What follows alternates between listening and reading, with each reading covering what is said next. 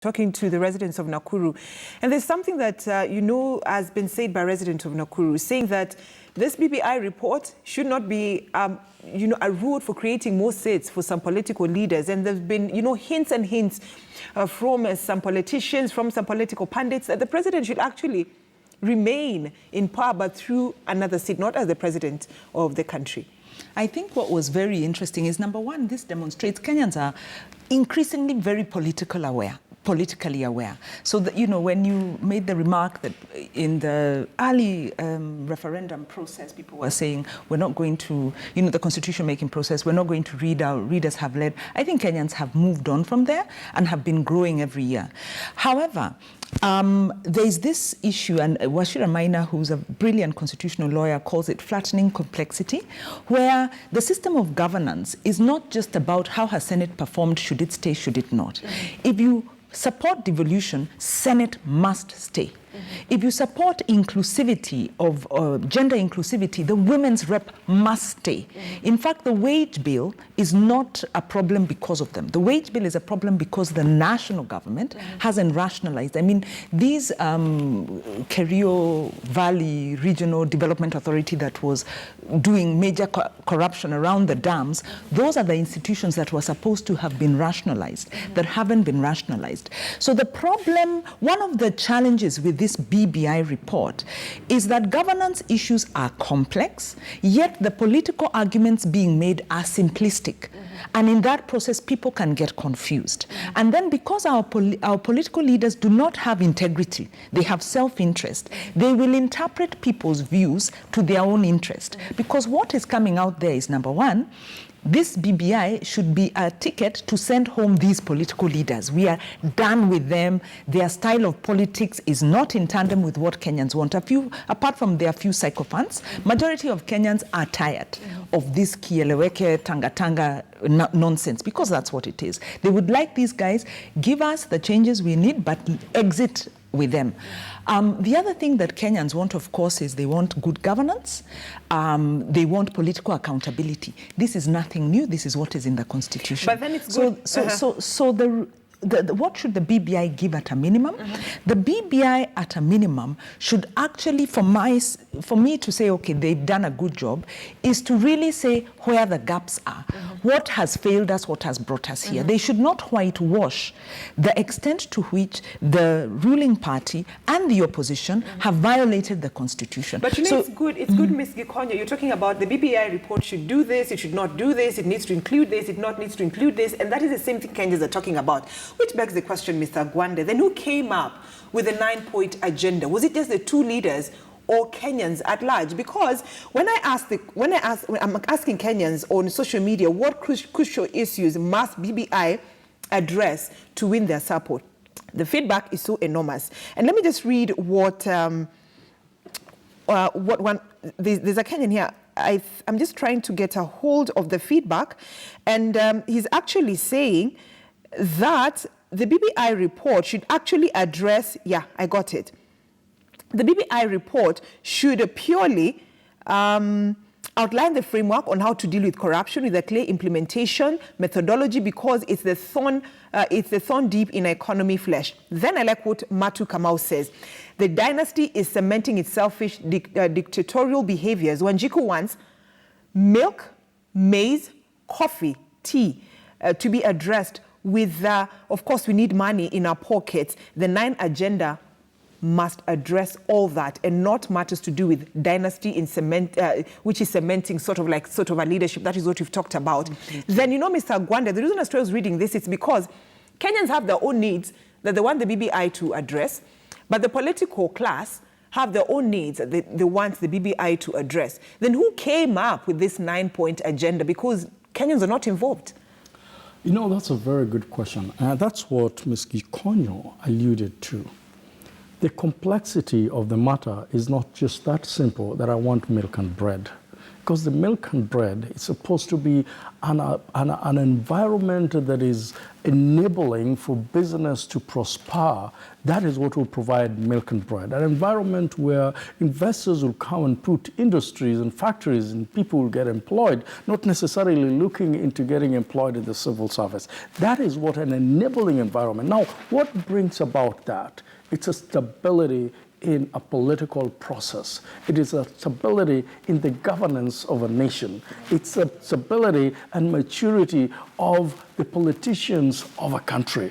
It is to the extent of saying, if it is corruption, which is one of 9 agendas, it needs to be looked into in a holistic manner, not only to the multi-billionaire thieves that we have in this country. Remember now, Kenya is not just stealing the small money. They're now into billions. That's what they're looking into, hundreds of millions and billions. If we're looking at shared prosperity, we need to address it with an open heart. We need to address it with truth. We need to learn from the past, the evils of the past, and say, how do we move forward? I think that's what Kenyans are looking for. If this BBI is something that is going to take place, when we're talking about issues of land injustices in this country, then we need to look at, see, who are these individuals that have grabbed so much land that they will never use in their 10th or 20th generation? The land is lying idle. What can we do with this? Not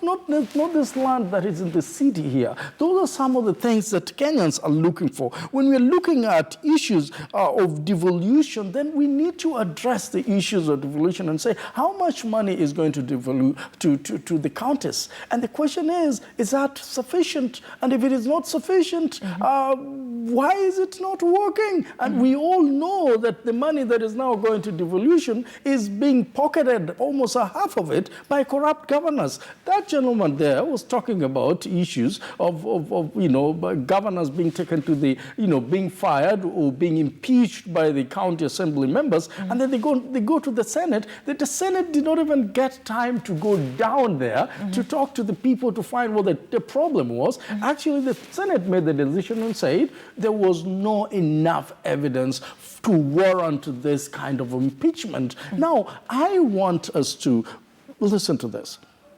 The Senate are not supposed to make decisions on their own, other than making sure that they engage the county assembly to being at their level and understanding their position, because the county assembly represents the people on the ground. And so when we're talking about these issues of ethnicity and employment that is skewed to a particular community or a particular agenda or a particular, then we need to, for example, now we know that the government, about 65% of them are over 45 years and above. Young people are not being employed. And if you get employed, you must know somebody in the government. You must have your father in the government. The question is, this kind of division is what the Kenyans are looking for.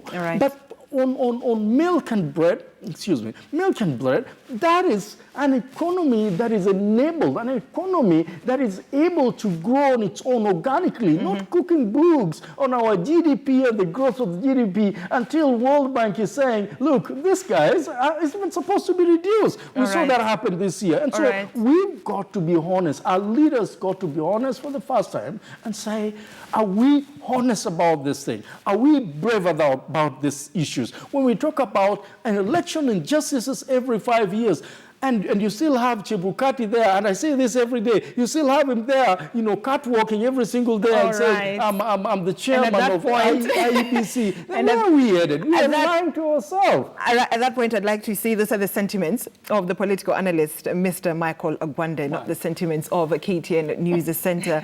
Ms. Gikonyo, you've run out of time. One last point. Okay, just in a minute. Let me ask my director just for a minute, because we need to take a commercial break. Kenyans do not buy the BBI agenda, but because they're very aware we have a debt crisis, we have an economic crisis, we've had systemic violation of the constitution by the political elite. But there is a risk that the political elite, because they are masters of spin, both of them, professors of politics, might spin the BBI and link it to Kenyan sentiments and try and get this agenda moving. Whether it passes or not, it is a distraction. It's a distraction from the present economic crisis Kenya is facing. We are not able to pay our debts, we are not able to pay our public servants, we are not able to run our courts, we are not able to buy medicines for health, we don't have, traders don't have places to trade. So that is the real question. In fact, Kenyans are dying of flooding. It's really ironic that we are launching a BBI report when 50 Kenyans have died. There are countries where if one Kenyan dies in unclear circumstances, it becomes really an issue for national discussion. But our political leaders have made Kenyans' lives so expendable that 50 Kenyans can die because of lack of preparedness, where there are budgets for budget. We have a policy on disaster preparedness. We have budgets allocated for disaster preparedness. Met made a prediction that there's going to be flooding and nothing was done. And our political leaders continue with this charade around BBI instead of going to deal with that. This process is a distraction from the failure of our political leadership to faithfully implement the Constitution. Kenyans need to remember that. All right. And unless it removes them, this process, the resolutions come ahead and make clear there have been violations and these people should be removed, then this process really is another impediment to our enjoyment of the rights in our... Another impediment to our enjoyment in the rights in our Constitution. All right. Thank you so much, Ms. Wanjiru Gikonyo, the Executive Director, TISA, and Mr. Michael Agwanda, political analyst. Such in-depth knowledge when it comes to the BBI report. Thank you, ladies and gentlemen, for talking to us.